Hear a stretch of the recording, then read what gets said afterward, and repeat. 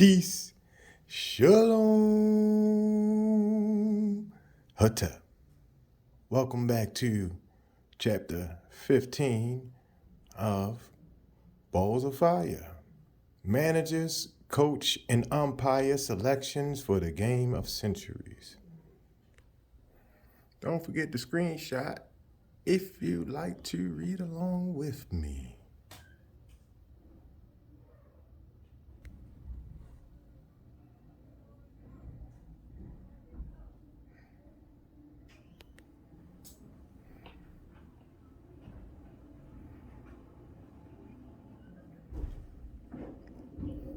And if you can't see anything clearly, something clearly, just let me know, and I'll do my best to resolve the issue.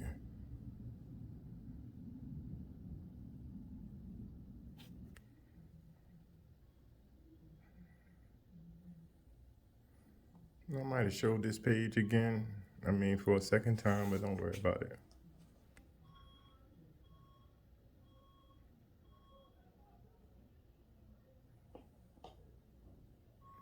And please don't hesitate to like, comment, and subscribe.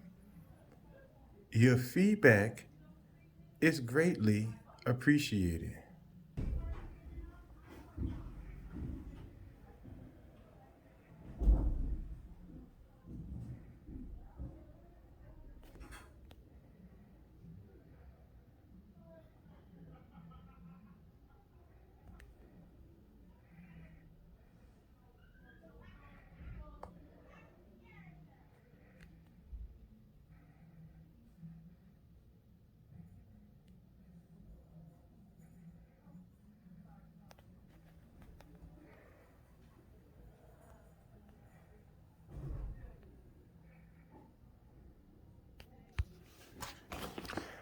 But if power is in reality an open, more or less coordinated, in the event, no doubt, ill coordinated cluster of relations, then the only problem is to provide oneself with a grid of analysis which makes possible an analytic of relation of power.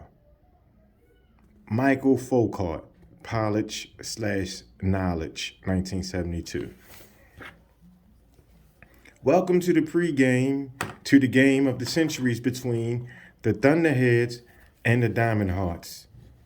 This section introduces not only the team managers, coaches, and umpires, but also the players on each team by using the game of baseball to reinstate the knowledge of centuries through the lens of contemporary science today.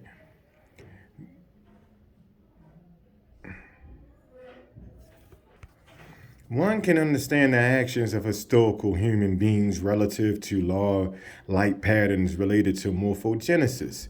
Since the baseball model depicts the historical power grid, the selected players in the two fantasy draft baseball teams allow readers to appreciate the cluster of relations enfolding historical power and knowledge, the tensions between modes of domination and individual freedom of will, the connection between life and non-life, the links between our classical sciences, physics, biology, and cosmology, and quantum mechanics, which under that has quantum physics, quantum biology, and quantum cosmology. Most importantly, the complete power grid of two fantasy draft teams as a whole shows the close relations between our psychological matter and our genome, supporting the human DNA may survive or rise to a higher order through two different pathways: the natural pathways involving the hybrid merger of DNA with a metal binding bacteriophage, and a man-made pathway resulting from a techno-progressive culture that forecasts the end of humanity due to the uncertain merger of human brains with metal artificial intelligence, AI. The selection of team managers, coaches, and umpires for the game of centuries is a conceptual tightrope stretching between two philosophical concerns: Diamond Heart semiotics and Thunderhead materialism.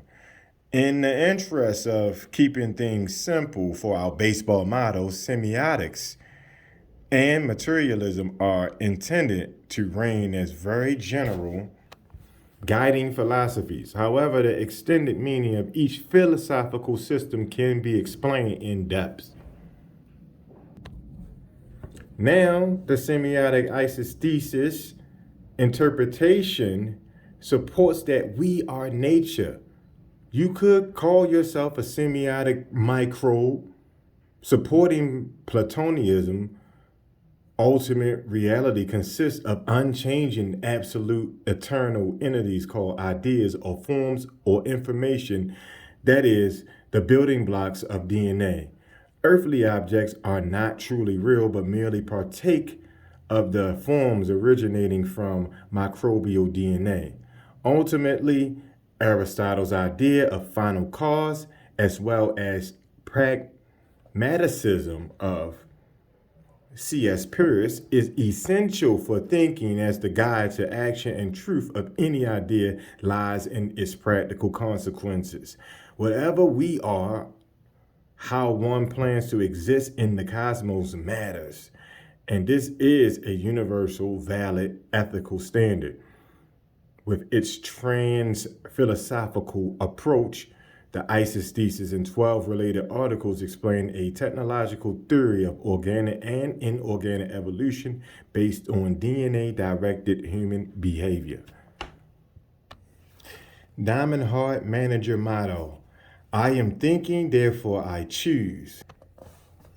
In light of the isosthesis and its broad understanding of semiotics, philosopher mathematician Charles Sanders Peirce is a good choice for the manager of the Diamond Hearts.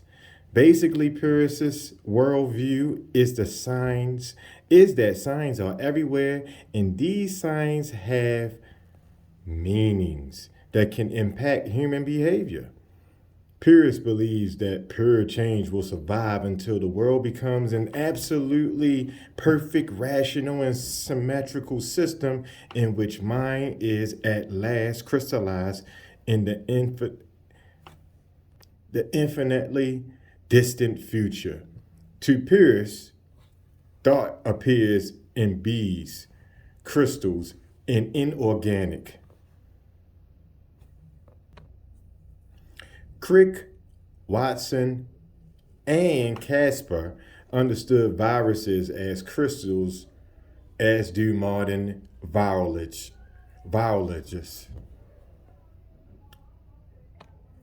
Crick and Watson predicted that the coats of viruses were composed of repeating subunits exhibiting the symmetry of closed polyhedra.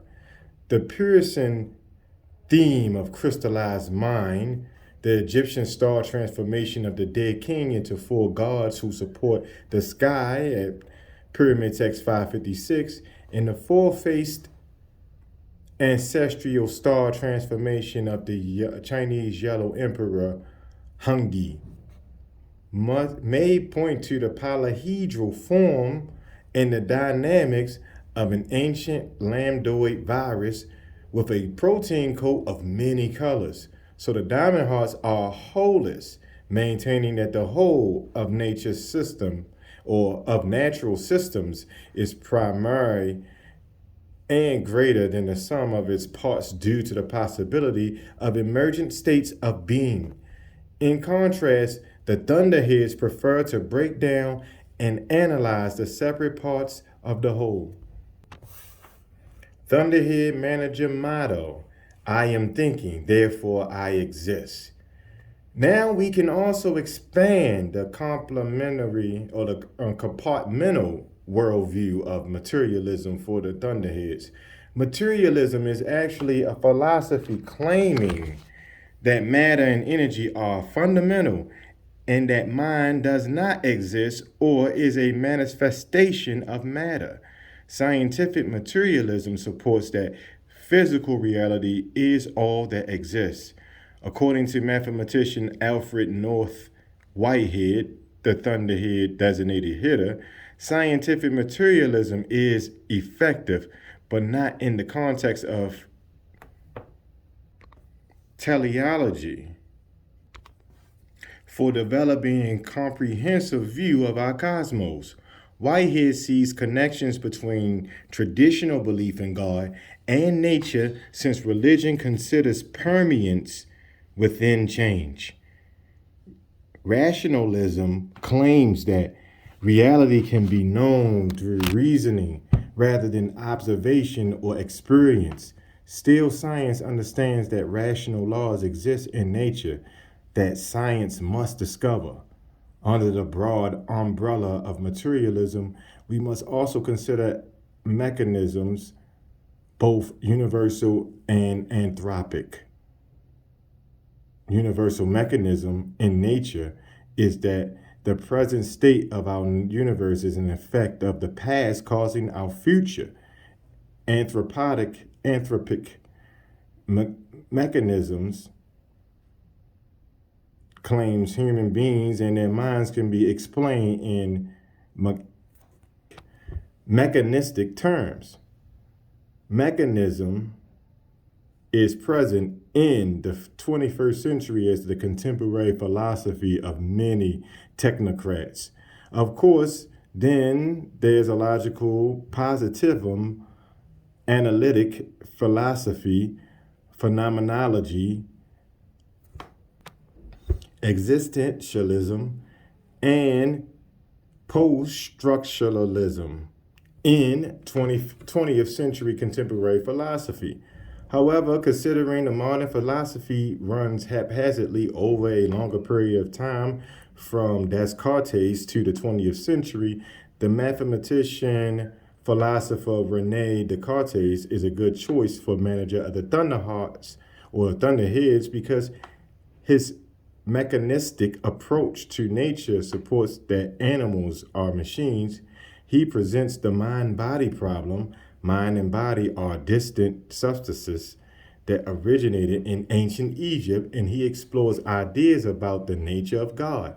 Religion, of course, needs to be factored into this worldview, and Descartes identifies God as primary source or primary substance, creating the two substances of mind and matter.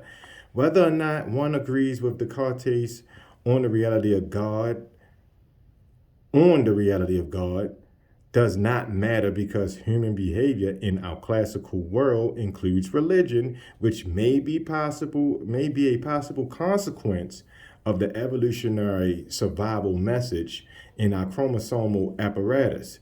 So the philosopher mathematician Rene Descartes, with his comment, "I am thinking, therefore I exist," is a good choice for the manager of the materialistic thunderheads. Coaches. Regarding selection of coaches for each team, the English naturalist Charles Darwin, who established that all species descended from one common ancestor, and the theoretical physicist Albert Einstein, who proposed the theory of gravity, general relativity, are appropriate picks for the Thunderheads. For the Diamond Hearts, the coaches are American geneticist Barbara McClintock, who received the 1983 Nobel Prize for the discovery of mobile genetic elements, jumping genes, and Austrian physics Erwin Schrödinger from 1887 to 1961, who formulated the wave equation in the field of quantum mechanics. Schrödinger also understood thermodynamics, which is the science of heat, general relativity, and cosmology, as well as knowledge of ancient and Oriental philosophy. On the other hand, Barbara McClintock's discovery of mobile genetic elements relates to mutation, defined as a change in the nucleotide sequence of words of the genome of an organism, virus, or extra chromosomal genetic element. A mutation can result from unrepaired damage to DNA or to RNA genomes, replication errors, or the insertion or deletion of DNA segments by mobile genetic elements. In ancient Egyptian texts, the merger of the King with the sun god suggests the recruitment of organic mobile genetic elements, possibly reverse transcriptase by a self assembling viral molecule. Suffice it here to say that McClintock's discovery of mobile genetic elements is important, as is the fact that she was the first scientist to correctly speculate on the idea of epigenetics, which is heritable gene expression changes that are not caused by changes to the DNA. 40 years before recent research emerged on this concept. How else can innovation be initially grasped than by speculative theory? Now, what is important here for our game is the placement of Darwin on the Thunderheads and McClintock's on the Diamond Hearts balances Darwin's natural selection with the natural event of mutation that includes horizontal or lateral gene transfer. Ch.15 in 2012 sums up the difference between these two evolutionary sculptors. In Darwin's original theory and in the later Fisherian view, individual differences are properly a raw material, like the sand used to make a sand castle. Each individual grain of sand may be unique in size and shape, but its individual nature hardly matters because it is infinitesimally in relation to the whole that is built by selection. By contrast, if an episode of evolution reflects the individual nature of a significant mutation, a developmental macro mutation, a gene or genome duplication, an event of lateral transfer or endosemibiogenesis, etc., then the infinitesimal assumption no longer applies and the verbal theory fails. When variation supplies form, not just substance, it is no longer properly a raw material, and selection is no longer the creator and shapes raw materials into products. And this was in 2012. Ch.15 in 2012. The point Ch.15 is making is that modern synthesis, also known as neo-Darwinism, a synthesis that includes ideas from genetics, botany, morphology, ecology, paleontology, and cytology, endorses Darwin's natural selection with its raw materials view of variation, but rejects mutationist views. Ch.15 supports the mutation-biased adaptation as been shown theoretically and observed experimentally in a bacteriophage. Likewise, in the science of ancient pharaonic Egypt, Darwin's natural selection is not the sole creator shaping products of providing form, appearance, and structure to evolving humans on Earth. It is the tiny mesocosm of microbes. The creator also sharing the world of matter is phage lambda through the constant lateral or horizontal gene transfer.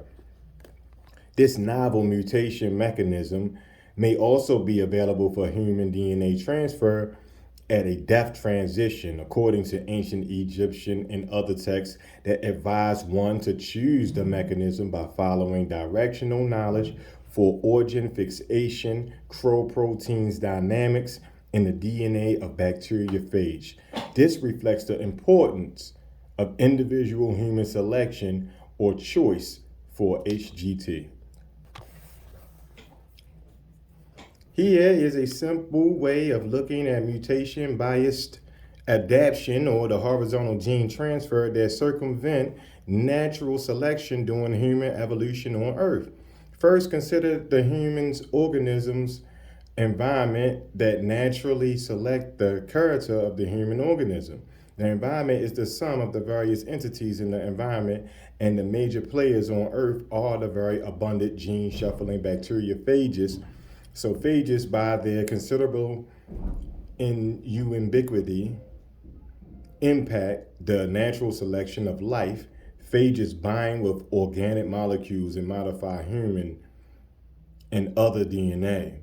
Using a technology metaphor, phages hack into human software or DNA and they modify it. So phages see the biomass due to their natural ability to transport DNA and replicate it in another organism. With extreme simplification, phage genes are the natural selectors. Consider the evolutionary enlargement of the human head and brains in the last 2 million years that cannot be systematically explained. It is also very interesting that the Neanderthals average a larger cranial capacity than modern Homo sapiens. In the long evolutionary run, both cases may have resulted from HGT mediated by a bacteriophage, a microbe made of only a head of DNA and a tail.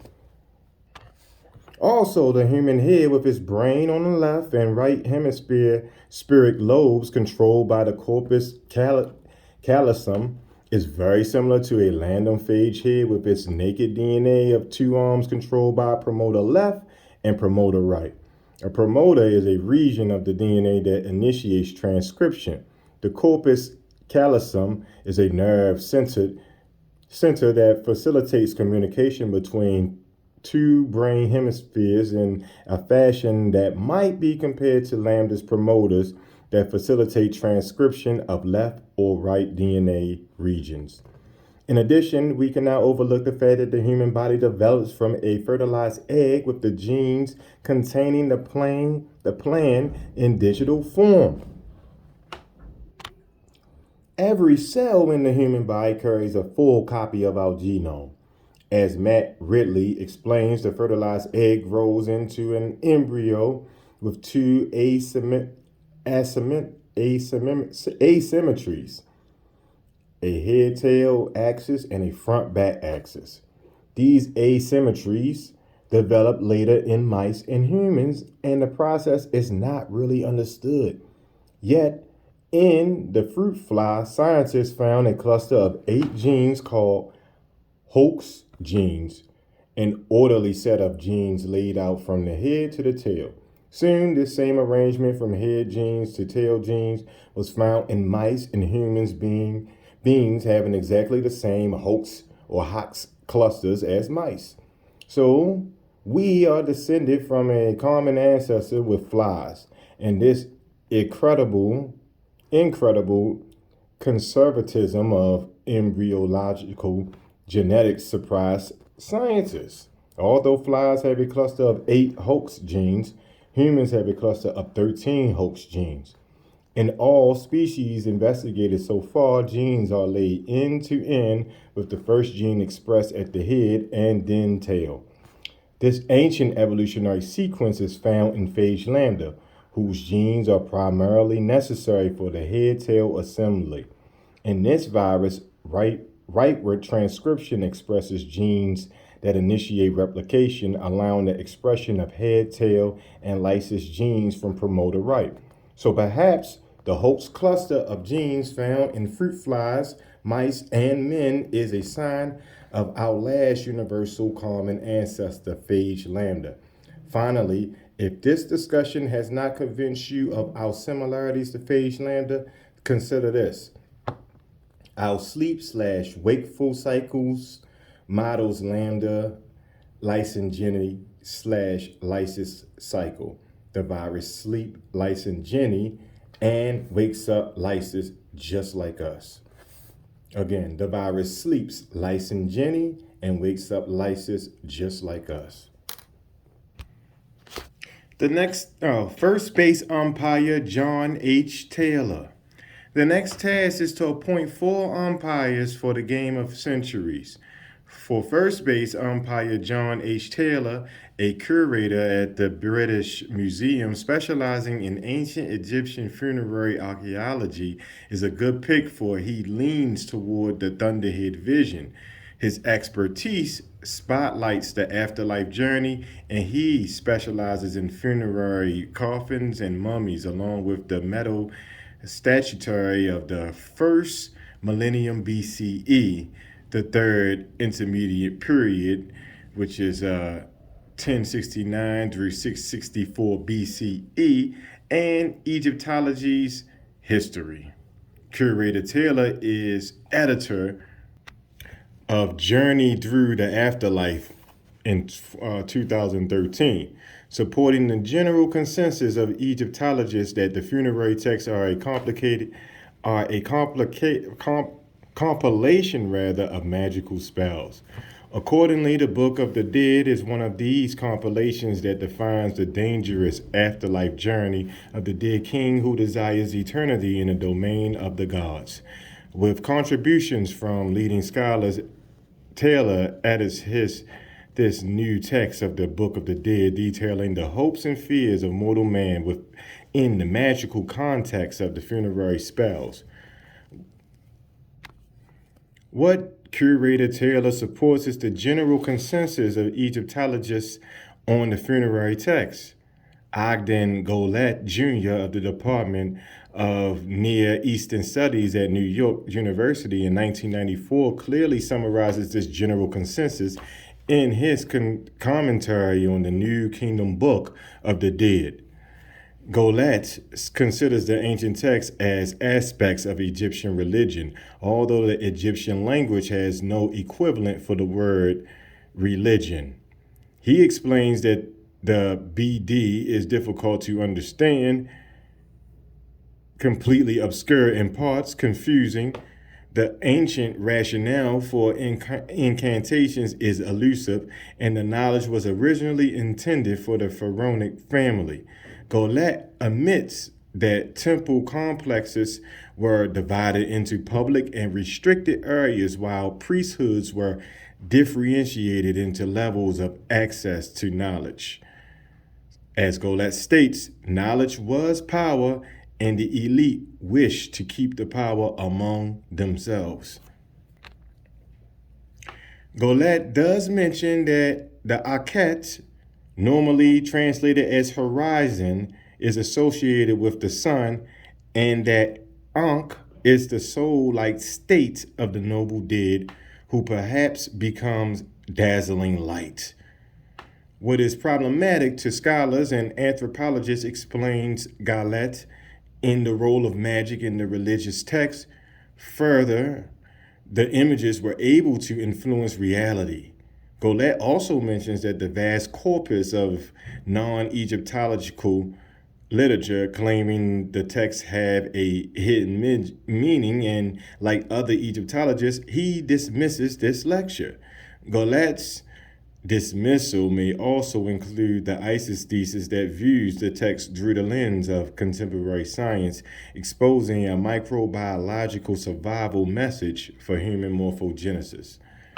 Now, scholars, anthropologists, and Egyptologists should take note that the ISIS thesis resolves their problematic issues regarding the role of magic in the religious text and the ability of the images to influence reality. In these scientific texts, magic results from quantum dynamics of non-locality and entanglement, while images influencing reality relate to the observer participancy principle. According to physicist John Wheeler's delayed choice experiment, the act of observer participancy activates a quantum mechanical probability amplitude, which is the wave height, and develops definiteness out of the indeterminism. Okay. This means that light is a wave of possibility remaining that way until an observer manifests it retroactively, that is, going backward in time. Counterintuitively, quantum mechanics allows a measurement, an observation, a choice of yes or no due to entanglement. Wheeler sums it up. Quantum theory denies all meanings of the concepts of before and after in the world of the very small. So human observation of an image as a sign of an object can influence reality due to the participation of the observer because quantum mechanics allows a choice. Second base umpire Robert Rosen, 1934 to 1998. Leaning toward the isosthesis interpretation, a good choice for second base umpire is theoretical biologist Robert Rosen, who considers organisms as anticipatory systems. After all, humans anticipate the future, although some of this behavior is non conscious. If you accept that religion veils a survival science. In Rosen's relational theory, as simplified by Keenan in 2010 in pages 3 through 7 in his book, the fundamental causes of complexity are the same for all biological and physical systems. Complexity can be reduced to the final cause. The whole is greater than the sum of its parts, and in the modeling relations, final cause is part of the whole of nature. This creates a natural causality loop. For example, even though bacteriophage lambda functions in the tiny mesoscopic domain, the isosthesis proposes this creator virus is not outside of nature but within it. And evidence for this view is its viral presence within E. coli in our gut microbiome, actually. In the modeling relation, final cause is part of the whole of nature, according to Robert Rosen, and the isosthesis interpretation supports that this creates a causality loop or a natural genetic switch between two different states of being built by two protein teams, C1 and CRO. Actually, Rosen's view about final cause functioning within nature already exists in history as Aristotle's idea of final cause, showing that the same idea has surfaced in history as philosophy as well as quantum biology. Rosen situates final cause within nature, as Keenan explains.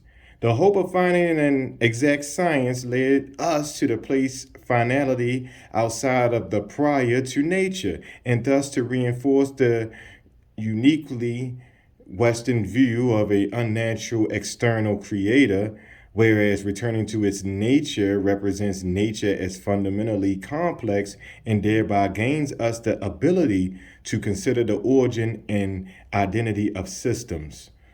Thus, if the origin of a system is within nature, then perhaps science can deal with it. According to mathematical biologist A.H. Louis, Rosen suggests that there must be information about self, about species, and about evolutionary environment encoded in the organization of all living systems. He observes that this information, as it behaves through time, is capable of acting causally on the organism's present behavior based on relations projected to be applicable in the future. So the information encoded in our genes that refines in human history, our behavior, as stamped a model of viral gene expression network for future application. Related to Rosen's modeling relations between a model and the natural system, it models the isosthesis proposes that 13.7 billion years ago, our cosmic system originated from the quantum microstate of a viral genome, a reasonable quantum origin within nature. In this semiotic theory, the natural lifestyles of phage lambda are the foundation of human evolution and behavior. So nature can be described in terms of modeling relations. This means that human behavior is modeling a natural system of silico viral gene expression. In contrast, Keenan explains that the mechanistic view sees a one-way descent from supreme causation to material death. This is only half of causality, which should also include the ascendant causality, generating new functions from prior structures. Closing this causality loop, brings ascended causes into natural science and new functions from existing nature with its unrealized possibilities. Ultimately, ascendant casualty in ancient Egyptian texts allows the organic to rise to higher order via a virus. The dead king becomes a crystalline quasi hybrid being of human and viral DNA. This emergent closes the casualty loop because the laws are systems dependent, that is, the bioluminescence or chemiluminescent process is the chemical reverse of photosynthesis. Recall that microbes invented life's chemical systems leading to fermentation, photosynthesis, and oxygen breathing. So it seems reasonable that their inventions also include reverse process. Due to quantum mechanics, evolution is possible both ways. The ISIS thesis proposes that a modeling relation exists between a bacterial virus and human beings. The problem is that viral morphogenesis and native state binding require a larger amount of non native interactions over native. Otherwise, the system does not work. So, the historical elite have guarded evolutionary knowledge from the masses to increase the fitness of their elite DNA bloodline. However, knowledge of the models for predictions can change the course for anyone. Human beings can either anticipate the future or they can react to events like machines. Third base umpire Werner Vinge.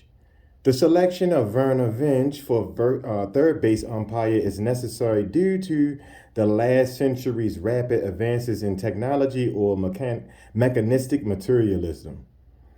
What is important is to look at this phenomenon of technological change related to an artificial intelligence AI explosion that may surpass the human intellect. In 1993, Vernon Vinge of San Diego State University predicted the creation of superhuman intelligence within 30 years and the end of the human era. Vinge is a computer scientist, mathematician, and science fiction author called this intelligence explosion the singularity. And he argues that it cannot be prevented because it is a consequence of our natural competitiveness and the possibilities inherent in technology. Vinge believes that despite their fears of the singularity and legislation to control it, world governments will pursue it because of the competitive economic, military, and artistic advantages for those governments who get there first.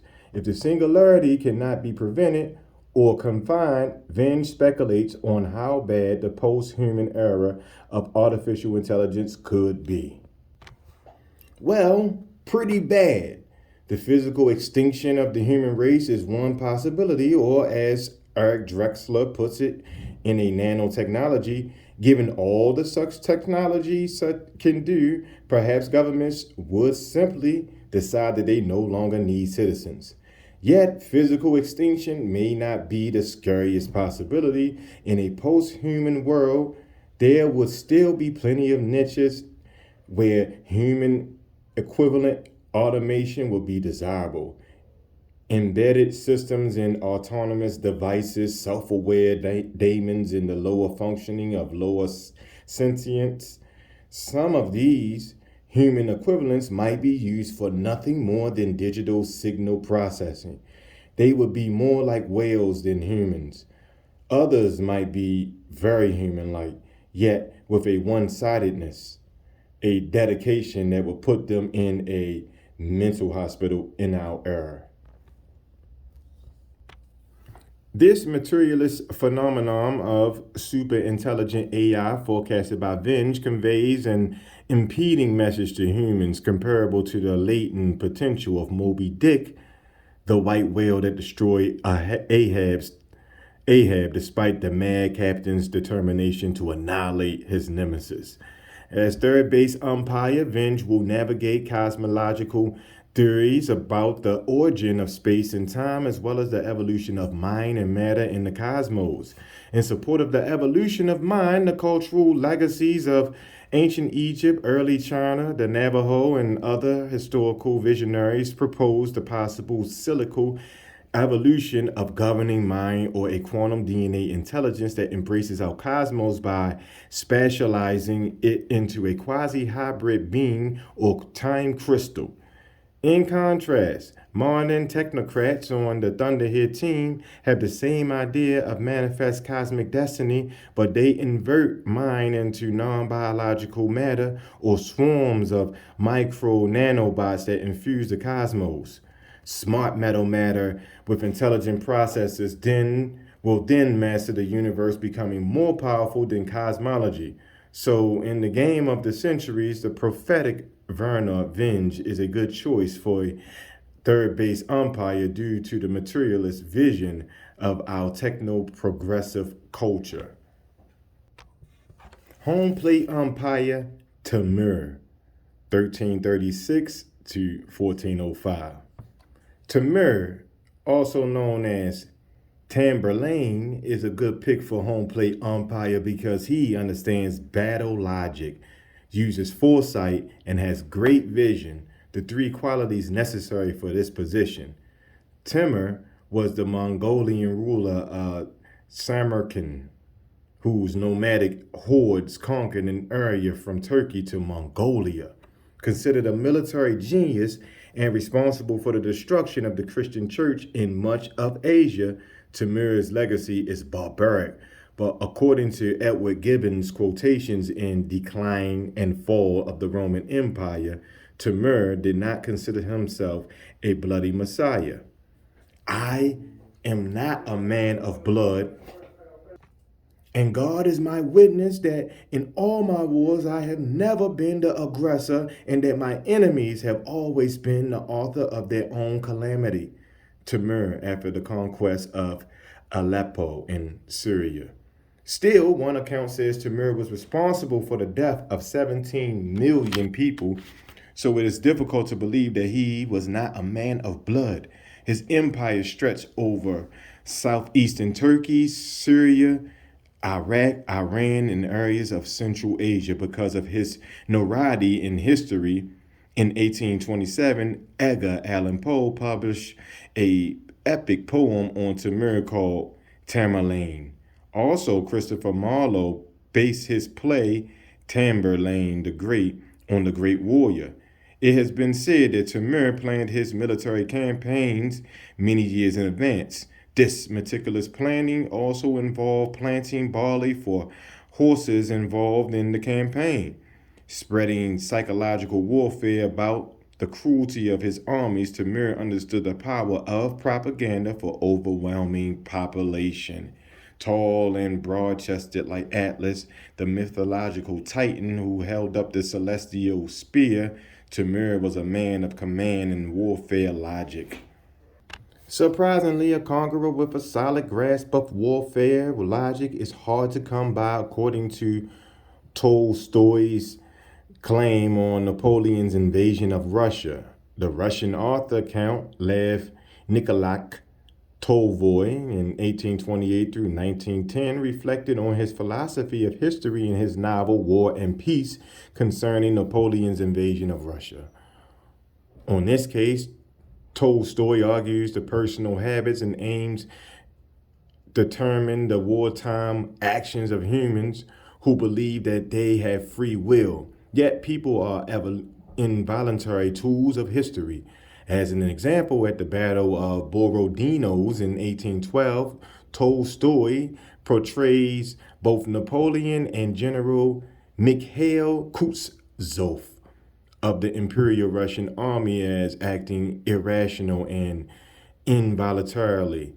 Tolstoy also supports the folly of war by claiming that Napoleon could not see the Borodino battlefield because he was a mile and a half away, while smoke and mist shrouded the area, so orders had no influence. The Battle of the village of Borodino's was Napoleon's last offensive attack, and Tolstoy's present or rather, Tolstoy presents the French general conscious as troubled, and rightly so, for the Russian army had withdrawn, saving its combat strength to eventually defeat Napoleon. Against the views of historians, Tolstoy argues that the action of one man cannot express all the individual wills. He also contends that some successful Russian war maneuvers inevitably occurred and were not the result of Russian military foresight and sensible planning. Likewise, and contrary to historians, Tolstoy claims that the French had no flight plan out of Russia, and that Napoleon and his marshals were also interested in saving themselves. In the epilogue to War and Peace, Tolstoy claims that reason, chance, and genius dim in light of the knowledge that historical actions are fated, and the ultimate purpose of these events can never be immediately understood. Tolstoy seriously questions the ideas that leaders guided humanity to confident ends. Unlike Napoleon, Timur, as home plate umpire, is aware of the battle logic of the Diamond Hearts and the Thunderheads. Timur understands that the action of one man cannot express all the individual wills in the game, but the umpire can follow the rules to avoid bad calls. Now, Timur's sympathies may lie with the Diamond Hearts because he has a morphological idiosyncrasy. His hair is a glistening white pearl. In ancient Egyptian texts, deities sport spears for heads as signs of viral structure. Recall that during the 6th century, the Emperor Justinian condemned the idea of the 3rd century church father Origen, who compared religions and showed their fundamental similarities. However, one of the beliefs in question was the resurrection of human bodies in spherical form. So Origen may have been aware of ancient Egyptian microbiology, for viruses are spherical and the quantum universe is alive. Since Timur conquered Syria, his spiritual transformation also manifests the abstract spiritual meaning of Syrian literature, such as the Song of the Pearl, composed circa 247 BCE to 224 CE.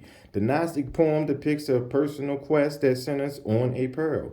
Gnostic scholar Marvin Maya has a sound understanding of Gnostic mysticism, emphasizing the essential value of self-knowledge for salvation. Marvin Maya and Willis Barstone are editors of the Gnostic Bible, and they provided translations from Coptic and Greek texts representing Jewish, Christian, Hermetic, Manichaean, Islamic, and Cathar expressions of Gnostic spirituality from the regions of Egypt and Greco-Roman world, the Middle East, Syria, Iraq, China, and France. Many texts discovered in 1945 near the Nag Hammadi in Upper Egypt are included in the Gnostic Bible because the home plate topic centers on the possibilities that ancient Egyptian mythology and Christianity veils of science, as well as the possibility that Egyptian and Christian deities are signs for viral proteins and genes rather than people. The Gnostic influence during the 1st century of the Common Era offers additional insight on these ideas. After all, the Gnostics proclaimed knowledge of gnosis, of what they described as the pleroma, or the fullness of pure light with the perfected, exalted human within. As described in the 3 styles of Seth, this heavenly foreigner is a savior,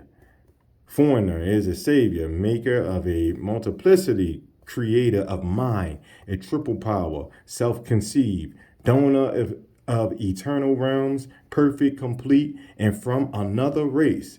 As Maya explains, scholars of ancient religions met in Messina, Italy in 1966, broadly determining that gnosis is knowledge of the divine mysteries reserved for an elite.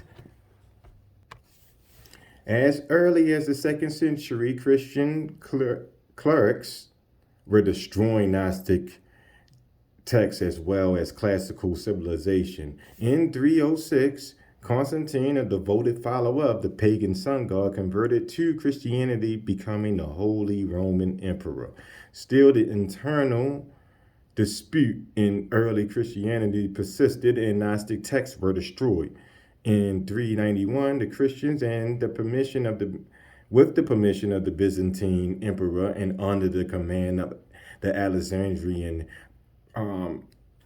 patriarch Theophilus, let's go with that. Theophilus, the latter saint, burned down and razed the greatest library of antiquity in Alexandria, Egypt, comprised of 700,000 rolls.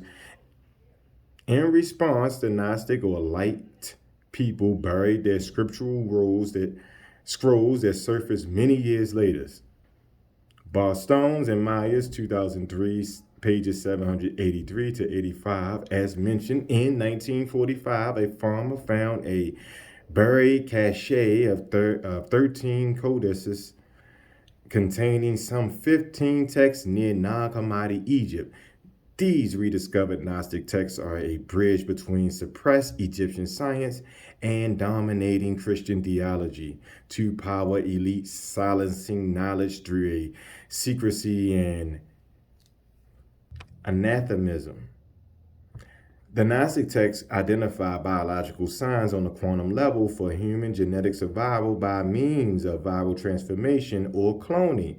And so the pearl is a sign of the viral morphogenesis. In light of this struggle between Gnostics and Christians, the Song of Pearl explains why umpire Timur sports a pearl as his head. The song concerns a prince's quest for a pearl guarded by a snorting serpent. The path to the pearl is dangerous and harsh, and the prince must go down into the middle of the sea in Egypt.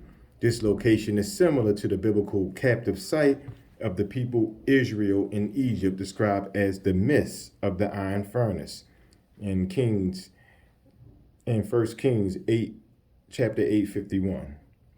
So the prince travels down into Egypt and settles in next to the fiery serpent, hoping it will fall asleep so he can steal the pearl. Due to the several intriguing encounters, the prince soon forgets about the pearl until a letter rises up as an eagle. Like a bird of speech, it flew and alighted beside me and became speech. It is interesting that these same words are written in ancient Egyptian pyramid text 310 in reference to the viral sun god's ferry boat named It Flies and Alights. Also, pyramid text 313 references a road is made for the king to pass on into the furnace heat in the netherworld. Anyway, at this point in the poem, the prince remembers the pearl, seizes it, and emerges straight into the light. The prince then remembers his former robe of glory and embroidered coat, mirroring gold, pearls, rubies, opals, and sardonyxes, fastened by stones of adamant and sapphires of many colors.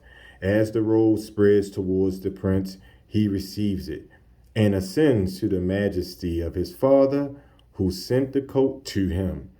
The father promises that the prince with his pearl will travel with him to the King of Kings. Put briefly, the prince's quest into the fiery furnace of Egypt is similar to the dead king's quest in the least corrupted ancient Egyptian text. Also reference to the letter's voice in the bird of the speech suggests the bird is the word of DNA, while the robe of beautiful gems is a sign of not only the prince's crystalline transformation, but also the metallic coat protein of phage lambda, a virus that flies and alights on a cell. In the allegory, possession of the pearl allows the morphogenesis of the prince through the gem-studded garment of gnosis. With his possession of the pearl, the prince experiences the robe of knowledge and allows the fullness of pure light. The prince describes his hybrid crystalline transformation as I gazed on it. Suddenly, the garment like a mirror reflected me, and I saw myself apart as two entities in one form. Thus, the prince becomes a quasi hybrid being, a like being like Tamir, whose head is a white pearl, rather. In the Gospel of Matthew is concerned with the quest of the pearl. Again, the kingdom of heaven is like a merchant in search of fine pearls, who, on finding one pearl of great value, went and sold all that he had and bought it. And this is in Matthew's 13th chapter, 45 to the 46th verse. Now, at the Catholic Masses, we are again reminded of the pearl when the priest elevates rather the large white host above the golden chalice. So we can see the connection between vial shape, ancient Egyptian science, Gnostic allegory, and Christian theology and ritual. The point here is that the hybrid Tamir and his military knowledge and visionary Pearlhead should be an excellent home plate umpire because he can straddle the tightrope between ruthless military action and religious warfare related to the book burying Gnostic versus the book burning Christians. This placed Tamir in the midst of the historical battles about the value of human morphogenesis potential. After all, Tamir is half human and half white pearl, so he should be able to make the call as home plate umpire in the game between the Diamond Hearts and the Thunderheads. And again, thank y'all for coming out. God bless you tonight. Good night. When we come back, we'll be on pregame number 16 or chapter number 16. I think that's a long one too. Thank you.